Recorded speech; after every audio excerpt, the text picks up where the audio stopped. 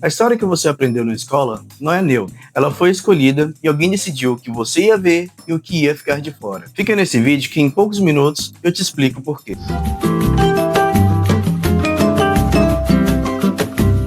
Isso acontece porque a história não é uma simples coleção de fatos. Ela é construída. E ao longo dos séculos surgiram 4 grandes correntes que definem como historiadores enxergam, recortam e explicam o passado.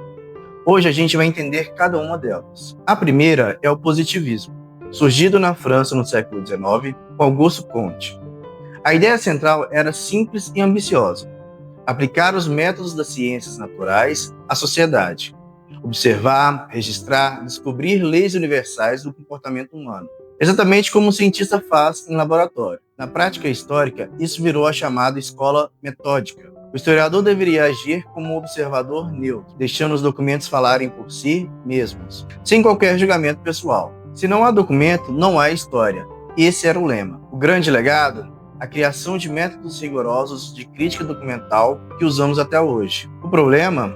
Essa neutralidade total é uma ilusão. Todo historiador faz escolhas. Do outro lado do Rhine, na Alemanha, surgiu uma visão completamente diferente: o historicismo. O nome que define essa corrente é Leopold von Ranke, considerado o pai da historiografia científica moderna. Para Ranke, cada época, cada povo, cada cultura tem uma alma própria e não pode ser julgada com os critérios de outra era. O objetivo do historiador não era encontrar leis gerais, mas compreender a singularidade de cada momento histórico. Isso foi fundamental para a formação das identidades nacionais no século XIX, mas também gerou críticas. Uma história focada em reis, diplomatas e grandes homens completamente alheia às massas populares. A terceira corrente vai virar tudo de cabeça para baixo.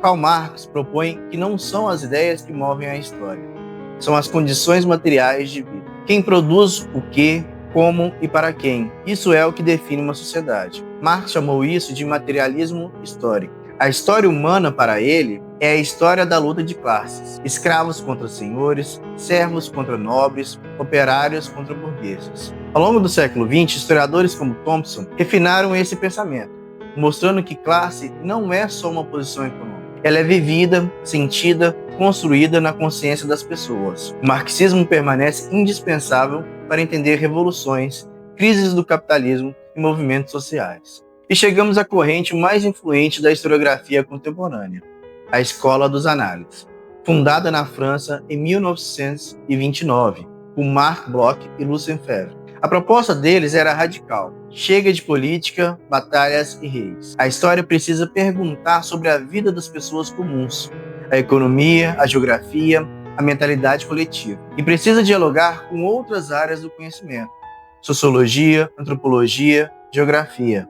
A segunda geração, liderada por Fernand Braudel, introduziu um conceito revolucionário: a longa duração. Existem 3 tempos históricos: o tempo dos eventos, rápido e superficial; o tempo dos ciclos econômicos, médio prazo; e o tempo das estruturas quase imóveis, como a relação do homem com o território e as mentalidades coletivas. Braudel dizia que é essa camada profunda que realmente molda a história. Já a terceira geração, com Jacques Legoff, expandiu ainda mais: história do medo, da infância, do corpo, da morte.